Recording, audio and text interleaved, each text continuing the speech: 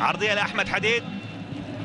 أحمد عرضية أخرى وتحويل اللعب بشكل ممتاز إلى الناحية اليسرى إلى صالح الصقري. صالح كرة عالية وخروج غير موفق. باولو جورج إلى المرمى. هدف ثاني في الدقيقة الأربعين. هدف ثاني للاتحاد في الدقيقة الأربعين.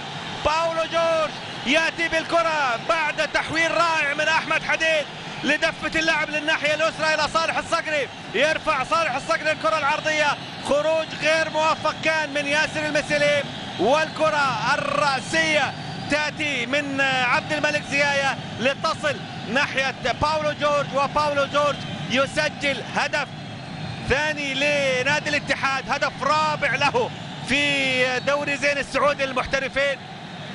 هدف اتحادي. هذه عادة مرة أخرى. هذه كرة صالح الصقري. خروج غير موفق كان من ياسر المسليم ودخول بينه وبين جيفين البيشي، وهنا باولو جورج هو من سدد. باولو جورج هو من وضعها في سقف المرمى تماما، وهدف بعيد حتى عن تمكن نيكولا بيتكوفيتش في ابعاد هذه اللقطة. عندما لا تسجل يسجل فيك تماما. هذا ما حدث في هذا اللقاء، وتأتي الكرة بعد خروج غير موفق من ياسر المسليم وتداخل بينه وبين المدافع جيفين البيشي، وباولو جورج يضع كرة في حلق المرمى تماما. هدف رابع له في دوري زين السعودي للمحترفين، هدف ثاني للاتحاد في الدقيقة الأربعين.